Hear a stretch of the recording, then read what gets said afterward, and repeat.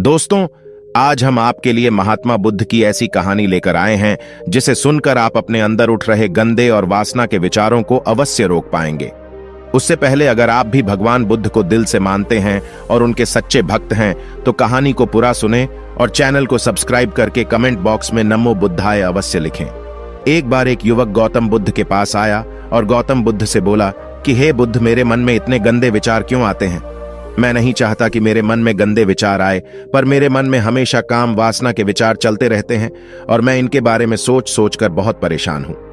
मेरी ऊर्जा और समय यह सब सोचने में ही नष्ट हो जाता है और इन सब के विचारों की वजह से मैं कभी भी शांत नहीं रह पाता और मैं हमेशा ही स्त्रियों को देखकर मोहित हो जाता हूं, अपने आप को रोक ही नहीं पाता। बुद्ध मुस्कुराए और उन्होंने उस युवक से पूछा, क्या तुम्हें पता है यह काम वासना होती क्या है? फिर उसने ने उत्तर दिया और कहा, बुद्ध, मैं यह तो नहीं जानता कि काम वासना होती क्या है, पर हां, ये जो भी है बहुत बुरी चीज है। फिर बुद्ध ने उस युवक से कहा कि सबसे पहले तो तुम्हें यह समझना है कि प्राकृतिक रूप से जो भी चीज हमारे अंदर है वह बुरी नहीं है। हमारे जीवन में उसकी कुछ ना कुछ जरूरत है। वासना कोई बुरी बात नहीं है। यह तो हमारे मन की एक भावना है जो हमें किसी ना किसी चीज की कमी का एहसास करवाती है और फिर हम उस चीज को पाने के लिए उस चीज की तरफ आकर्षित हो जाते हैं। जैसे अगर तुम्हारे पास धन की कमी है तो तुम में धन पाने की वासना उत्पन्न हो जाएगी। तो वासना कुछ और नहीं, बस एक प्रकार की कमी है जो कि एक प्रकार की जरूरत का एहसास है, और जब यह जरूरत शारीरिक हो तो हम इसे काम वासना का नाम देते हैं। युवक ने गौतम बुद्ध को कहा कि बुद्ध, मुझे काम वासना का मतलब तो समझ में आ गया, पर आप मुझे यह बताइए कि यहां आती कहां से है और कैसे आती है? गौतम बुद्ध ने कहा कि काम वासना कहीं से आती नहीं है, यह तो हमारे अंदर ही होती है और इसका होना तो जरूरी भी है, तभी तो मानव जाति का विस्तार होगा। युवक ने कहा, जब यह हमारे अंदर ही है और जरूरी भी है तो फिर लोग इसे गलत क्यों बोलते हैं? बुद्ध ने कहा कि यही तो समस्या है। लोगों ने काम वासना को गलत तरीके से सोच लिया है, इसे छुपाने की, दबाने की कोशिश करते हैं। काम वासना गलत नहीं है, बल्कि काम वासना का गलत तरीके से प्रयोग करना गलत बात है। लोग जिससे प्रेम करते हैं बस उसी के लिए जीने लग जाते हैं, उसे पाना ही अपना मार्ग बना लेते हैं और उसी के बारे में हमेशा सोचते रहते हैं, पर यह सब गलत है। बुद्ध ने युवक से कहा, क्या तुम्हें पता है जानवरों में भी काम वासना होती है? युवक ने उत्तर दिया, हां बुद्ध, जानवरों में भी काम वासना होती है, क्योंकि जानवर भी तो आखिर अपने वंश को आगे ले जाएंगे। बुद्ध ने कहा, तो फिर हम जानवरों के काम वासना को गलत क्यों नहीं कहते? युवक ने कहा, मुझे नहीं पता महात्मा, आप ही मुझे बताइए। गौतम बुद्ध ने कहा कि जानवर अपनी काम वासना का प्रयोग आनंद प्राप्ति के लिए नहीं करते, वह तो सिर्फ संतान उत्पत्ति करने के लिए काम वासना का उपयोग करते हैं। जानवरों को प्रकृति ने इतनी समझ नहीं दी कि वह काम वासना को अपने सुख का आधार बना सके। मनुष्य अपनी समझ के बलबूते पर प्रकृति में पाई जाने वाली प्रत्येक वस्तु को अपने सुख के लिए प्रयोग करता है। हम इंसानों ने ही काम वासना को अपने सुख का साधन बना लिया है, जबकि प्रकृति ने तो हमें अपने वंश को आगे अग्रसर करने के लिए दिया था, लेकिन इंसानों ने इसे अपने जीवन का परम लक्ष्य बना रखा है और इस तरह से काम वासना का आ जाना गलत है। युवक ने पूछा, महात्मा जी, ये काम वासना हम पर हावी क्यों होती है? क्यों यह हमेशा क्यों आ जाती है? तब गौतम बुद्ध ने कहा कि सुनो, अब जो मैं तुम्हें बताऊंगा उसे तुम ध्यानपूर्वक सुनना। काम वासना का सारा खेल तुम्हें समझ आ जाएगा। तुम्हें तुम्हारे सारे सवालों का जवाब मिल जाएगा, बस तुम्हें ध्यान से सुनकर समझना है। एक बार की बात है, एक आश्रम में गुरु और उनके शिष्य रहा करते थे, जो रोजाना आश्रम के बाहर स्थित गांव में भिक्षा लेने के लिए जाते थे। उस आश्रम का एक शिष्य जिस गांव में भिक्षा लेने जाता था, उस रास्ते में एक नदी मिलती थी। एक दिन उसने देखा कि एक युवक वृक्ष के पीछे छिपा है। वह उस युवक के पास गया और उससे जाकर बोला, भाई, तुम इस वृक्ष के पीछे छिपकर क्या देख रहे हो? युवक ने कहा, अरे तुझे नहीं दिख रहा क्या कि मैं क्या देख रहा हूं? तब शिष्य ने नदी की तरफ देखा तो वहां पर कुछ युवतियां पानी भर रही थीं। तब उसने उस युवक से कहा, अरे भाई, वहां पर तो युवतियां पानी भर रही हैं, इसमें छिपकर देखने वाली क्या बात है? तब वो युवक शिष्य की तरफ देखकर उससे कहता है, अरे पागल, तुम्हें दिखाई नहीं दे रहा क्या कि कैसे यह परियां नदी से पानी निकाल रही है? जरा उनकी अदाओं को तो देखो, उनके कोमल शरीर को देखो। उनकी पतली कमर मटके को उठाते समय बाल खाती है और उनके बाल उनकी कमर पर कैसे लहरा रहे हैं, मानो सुंदरता बिखर रही हो। शिष्य ने फिर नदी की तरफ देखा और इस बार वह इसे देखता ही चला गया। अभी तक तो कुछ भी नजर नहीं आ रहा था और वह बिल्कुल निर्भय था। उसे किसी भी बात का कोई डर नहीं था। लेकिन अब वो छिपने लगा और उन युवतियों को देखने लगा। और जब वो छिपकर उन युवतियों को देख रहा था, तभी वह अचानक अंदर से कांप गया और उसने कहा कि यह मैं क्या कर रहा हूं? मैं जो कर रहा हूं वह सही नहीं है। मुझे यहां से चले जाना चाहिए। और फिर वह जल्दी से वहां से चला गया। वो आश्रम पहुंच जाता है। आश्रम जाकर वो अपने कार्यों में लग गया। लेकिन जो अभी वह देखकर आया था, वही उसकी आंखों के सामने बार बार आ रहा था। उसके मन में वही दृश्य चल रहा था। उसका मन वही सब कुछ देखने के लिए उतावला हो रहा था। उसका किसी भी काम में मन नहीं लग रहा था। सुबह होते ही वह जल्दी ही भिक्षा के लिए आश्रम से निकल जाता और उस नदी के पास वाले वृक्ष के पास जाता, जहां पर वह युवक पहले से मौजूद रहता था। उसके साथ मिलकर युवतियों को छुप छुप कर देखता था।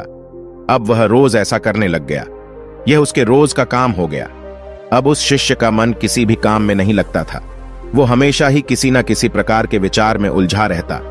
वो आश्रम के कार्यों को भी ठीक तरीके से नहीं कर रहा था। ना वो ठीक से सो पाता था, ना वो ठीक से खाना खा पाता था। उसका मन बेचैन सा रहता था।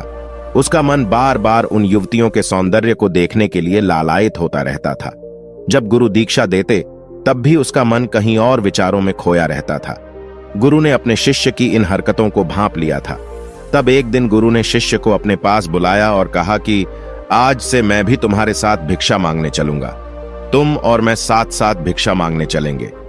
तभी शिष्य गुरु को मना करते हुए बोला, नहीं गुरुदेव, आप परेशान क्यों हो रहे हो? मैं अकेला ही ठीक से भिक्षा मांग सकता हूं।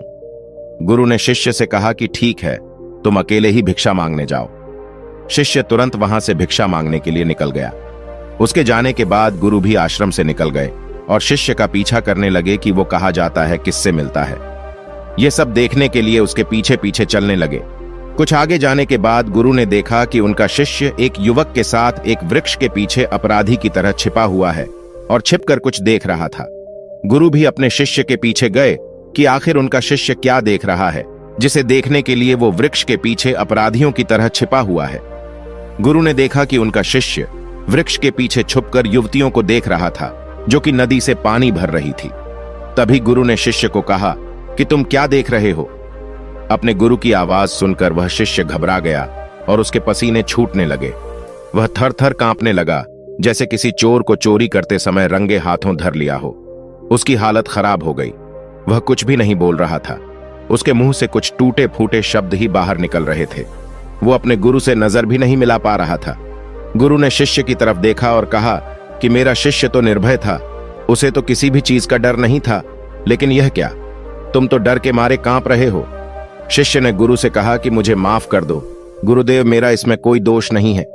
उस युवक ने मुझे बहका दिया था, लेकिन आपसे मैं वादा करता हूं कि आज के बाद मैं ऐसा कभी दोबारा नहीं करूंगा। मुझे माफ कर दो। गुरु ने शिष्य से कहा कि कोई बात नहीं, पर इस बात का तुम ध्यान रखना कि हम जैसी संगति करते हैं, वैसा ही फल हमें प्राप्त होता है। उसके विचार हमारे अंदर प्रवेश करते हैं, इसीलिए अच्छी संगति करो, जिससे तुम्हारे अंदर अच्छे विचारों का प्रवेश हो। फिर गुरु और शिष्य आश्रम लौट आए और फिर से आश्रम के कार्यों पर ध्यान देने लगे। उसने उस रास्ते को त्याग दिया और दूसरे रास्ते से जाने लगा। वो अपने काम को ध्यान से करता, लेकिन धीरे धीरे उसके अंदर क्रोध उत्पन्न हो गया और फिर वो दूसरों पर क्रोध करने लगा और बेचैन रहने लग गया। अब वो सही समय पर भोजन भी नहीं करता था। वह भोजन भी बहुत कम खाता था। एक रात गुरु शिष्य के पास आए और उसे बोले कि अब तक तुम कितनी बार अपने वादे से मुकर चुके हो। यह सुनकर शिष्य अपने गुरु के चरणों में गिर गया और रोने लगा। रोते रोते ही उसने गुरु से कहा कि गुरुदेव, मैं कई बार अपना वादा भूला हूं, फिर वादा कर लेता हूं, लेकिन हर बार मैं वादा भुला देता हूं। मेरा मन मेरे नियंत्रण में है ही नहीं। मैं बहुत कोशिश करता हूं कि मैं अपने मन से सारे बुरे विचारों को निकाल डालूं, लेकिन मैं चाहकर भी ऐसा नहीं कर पा रहा हूं। फिर गुरु ने शिष्य को कहा कि चलो मेरे साथ। गुरु शिष्य को आश्रम के बगीचे में लेकर गए और शिष्य से कहा कि देखो, यहां पर कुछ नाली बनी हुई है, जिससे नदी का पानी इन पौधों तक आ रहा है और यह पानी एक निरंतर भाव से बह रहा है। क्या तुम इस पानी के बहाव को रोक सकते हो?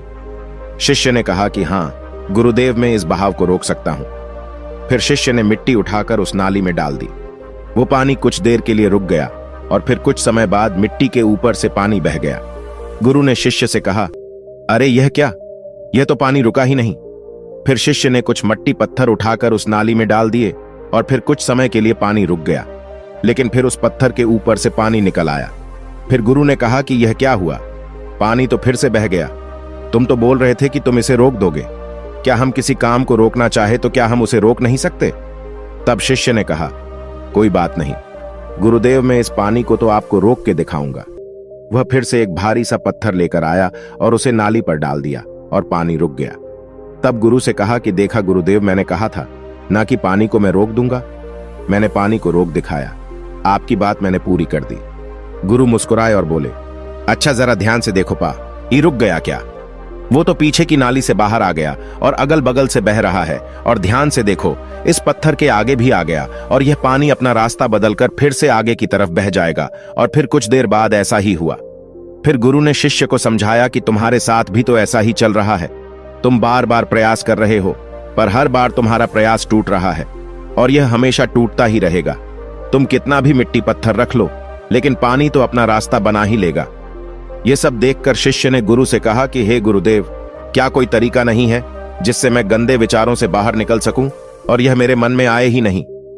गुरु शिष्य को एक नदी के पास ले गए जहां से उस बगीचे में पानी आ रहा था। गुरु ने शिष्य से कहा, वो पानी इसी नदी से जा रहा है। अगर हम यहीं से उस रास्ते को बंद कर दें जहां से पानी बगीचे में जा रहा है, अब क्या हम पानी को रोक नहीं सकते? शिष्य ने कहा कि हां गुरुदेव, अवश्य ऐसा हो सकता है।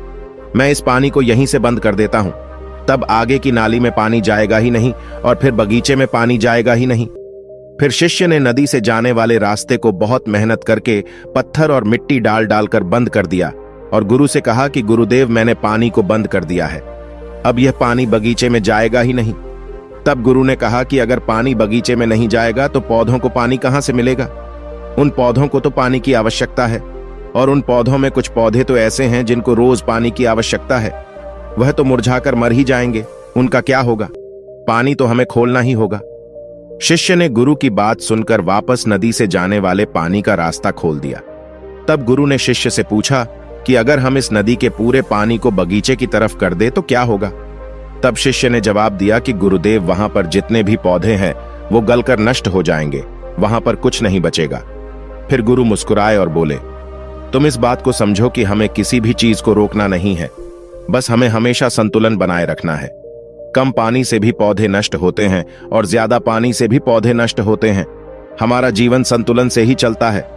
गुरु ने शिष्य से कहा कि अगर मैं तुम्हें कहूं कि तुम आम के बारे में मत सोचो तो तुम्हारे मन में सबसे पहले किसका चित्र आएगा? शिष्य ने कहा कि गुरुदेव, मेरे मन में तो पहला चित्र आम का ही आएगा। गुरु ने कहा कि जब हम गंदे विचारों को जबरदस्ती रोकने का प्रयास करते हैं तो वह और मजबूती के साथ हमारे अंदर प्रवेश करते हैं, हमारे अंदर उठते हैं। इसीलिए हमें उन्हें कभी भी दबाने की कोशिश नहीं करनी चाहिए। फिर गुरु ने शिष्य को समझाते हुए कहा कि हमारे गंदे विचार बुरे लोगों की संगति करने की वजह से भी आते हैं।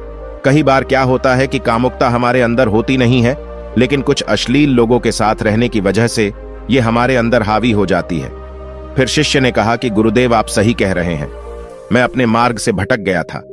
फिर वह शिष्य उस रात बहुत ही चैन की नींद सोया। सुबह अपने कार्यों को पूरे मन से किया और फिर सुबह वो भिक्षा लेने के लिए उसी रास्ते से गया जहां वह युवक आज भी वृक्ष के पीछे छुपकर उन युवतियों को देख रहा था। वह शिष्य नदी पर गया जहां वह युवतियां पानी भर रही थीं। उसने उनसे पानी मांगा। उनमें से एक ने उसे पानी पिलाया और उस सन्यासी शिष्य के चरण छुए। शिष्य ने उसे आशीर्वाद दिया कि तुम्हारा कल्याण हो। उसका मन सकारात्मक ऊर्जा से भर गया। उसके चेहरे पर मुस्कान आ गई थी, जैसे कि उसे कुछ खोया हुआ वापस मिल गया हो। वह वापस अपने रास्ते से जाने लगा। तभी पीछे से वह युवक आ गया जो वृक्ष के पीछे छुपा हुआ था। वह शिष्य के पास आया और बोला कि क्या बात है, आज तो तुमने नजदीक से दर्शन कर लिए, तुम तो मुझसे भी आगे निकले। तब शिष्य ने कहा कि हम हमेशा दूसरे के दर्शन करने में ही व्यस्त रहते हैं, अपने दर्शन कर ही नहीं पाते। तुम कब तक इस वृक्ष के पीछे छुपते रहोगे? किसी को पसंद कर लो, उससे बोल दो। अगर वो भी तुम्हें पसंद करती है तो शादी कर लो, और उससे पहले तुम कुछ बन जाओ, अपने आप को पहचान लो। ऐसे अपना समय बर्बाद मत करो। फिर वह युवक रोज उससे मिलने लगा और उस युवक ने नदी पर जाना त्याग दिया। और फिर वो युवक अपने जीवन में कुछ बनने के लिए संघर्ष करने लगा। तो तुमने देखा संगति का असर क्या होता है। अपनी संगति बदलो, अपने विचार बदलो। बुद्ध ने युवक से पूछा कि क्या तुम्हें तुम्हारे सारे सवालों का जवाब मिल गया? तब युवक ने कहा कि हाँ महात्मा जी, आपका बहुत बहुत धन्यवाद। तब गौतम बुद्ध ने युवक से कहा कि जब तुम्हारे मन में गंदे विचार आए तब आप अपने आप को दोषी मत मानो, केवल उन विचारों में संतुलन बनाने का प्रयास करो और अपने आप को पहचानो। धन्यवाद।